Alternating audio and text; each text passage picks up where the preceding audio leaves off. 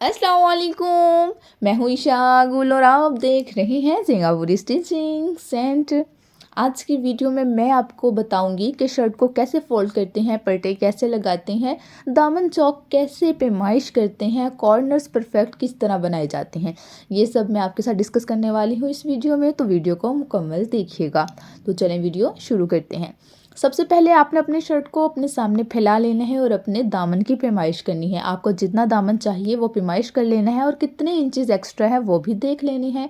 तो मेरे पास 2 inches extra है, मुझे 24 चाहिए और 26 इंच का दामन पड़ा हुआ है। 1 इंच दाएं साइड का और 1 इंच बाईं साइड का। आपने पलटा लगाना है या सिलाइयाँ लगानी है। ये जब ये सब करना हो तो 1-1 इंच दाईं और बाएं साइड का रखते हैं, लेकिन अगर तरपाई करनी हो तो फिर 1.5 इंच एक्स्ट्रा रखते हैं दाईं साइड का और 1.5 इंच एक्स्ट्रा रखते हैं बाईं साइड का, यानी कि टोटल 3 इंचेस रखते हैं। अभी क्योंकि हमने पलटे लगाने थे तो इसलिए मैंने 1 इंच दाईं साइड का और 1 इंच बाईं साइड का एक्स्ट्रा रखा था, यानी कि टोटल 2 इंचेस एक्स्ट्रा रखे थे।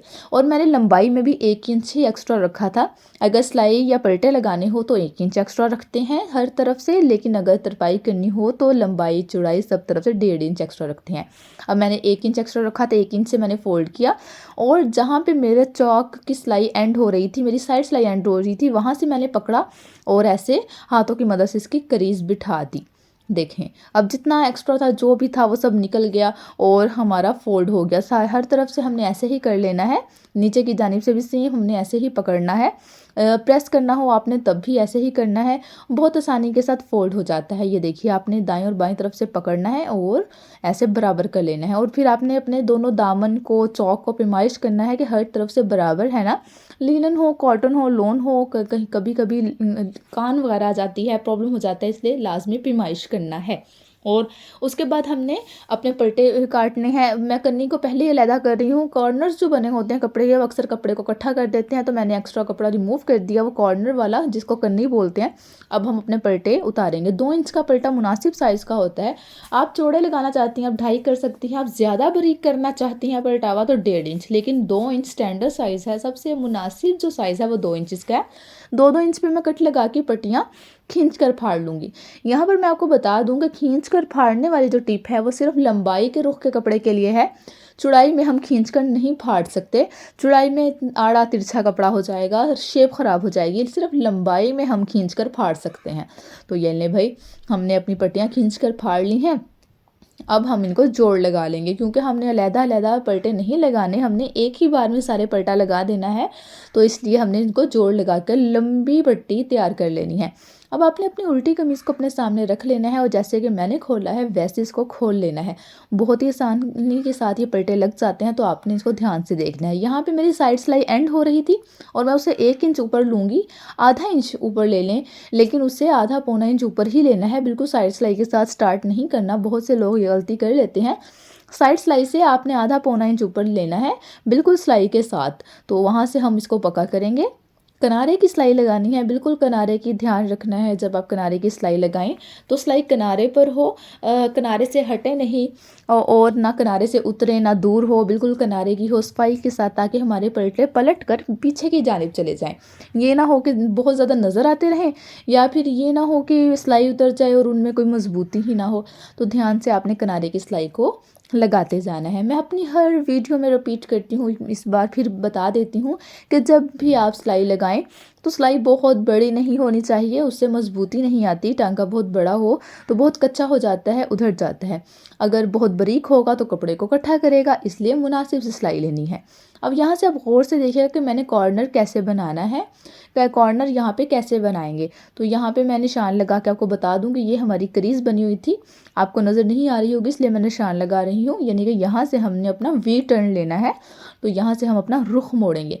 यहाँ पर आके आपने अपनी सुई को जहाँ पे आपकी क्रीज है वहाँ पे रोक देना है अपनी सुई को, और बहुत आराम से आपने इसको पलटा देना है। ये देखिए, बहुत आराम के साथ सुई को अपना आपने कॉर्नर के अंदर ही रहने देना है, वरना पलटाया नहीं जाएगा, रुख नहीं मोड़ा जाएगा। तो कितनी आसानी के साथ हमने कॉर्नर बना लिया ना, तो आपने भी इतनी ही आसानी के साथ कॉर्नर बना लेना है। इसके अलावा भी मैंने पलटे की एक वीडियो अपनी अपलोड की थी, उसमें पलटावा लगाने का जो तरीका था वो थोड़ा सा डिफरेंट था, वो भी बहुत आसान है, आप उसे भी अप्लाई कर सकते हैं। तो ये देखिए आपने हर तरफ ऐसे ही पलटा लगा लेना है। दोनों साइड्स पे चौक की और दामन पे सेम यही प्रोसेस आपने यूज़ करना है। लेकिन जब आप दामन पर लगाएं तो दामन को बिल्कुल नहीं खींचना।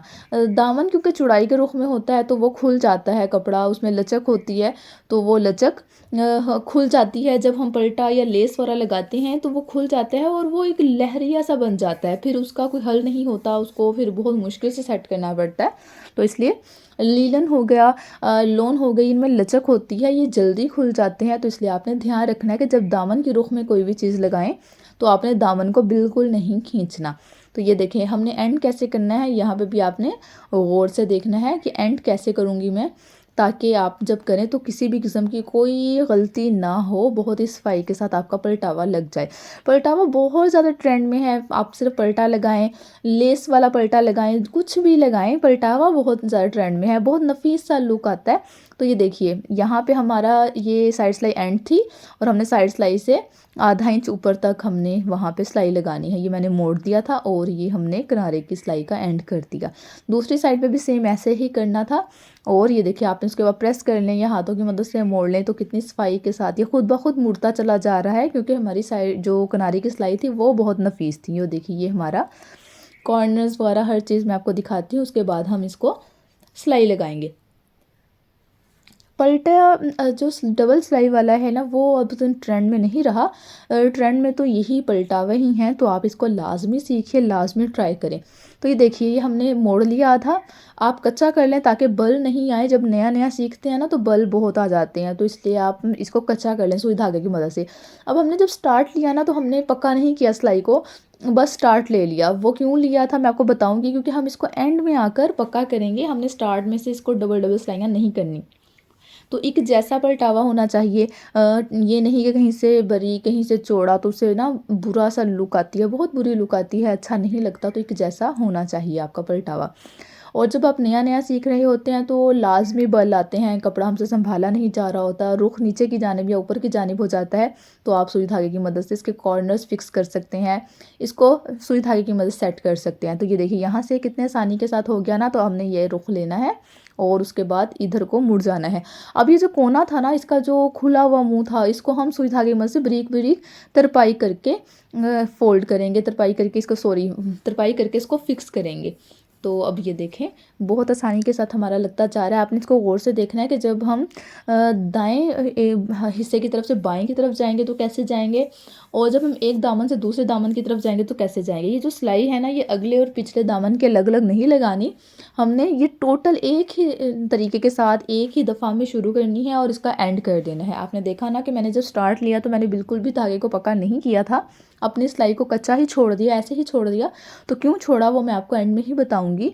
ये देखिए हम आखिर की तरफ आ रहे हैं, ये यहाँ से आपने कैसे जाना है, ये यहाँ से बहुत ही आसानी के साथ आपने इसको कर सकते हैं। सिर्फ थोड़ी सी कोशिश, थोड़ी सी मेहनत लगती है हर काम में, उसके बाद वो काम हो जाता है। तो ये देखिए आप हम एक हिस्से से दूसरे हिस्से की जानिब आ गए हैं, हमारा काम अब थोड़ा सा रह गया है, बिल्कुल थोड़ा सा। तो ये एंड हो गया, हमने सारा कर लिया काम।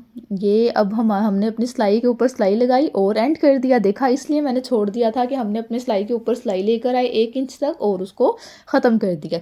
हमें ज़्यादा पक्का करने की, बार बार पक्का करने की ज़रूरत नहीं पड़ी। अब आप ये देखिए कोई बल नहीं आ रहा, ना पलटावे में बल आया है, ना शर्ट में, दामन में, चौक में, कहीं पर कोई बल नहीं आ रहा।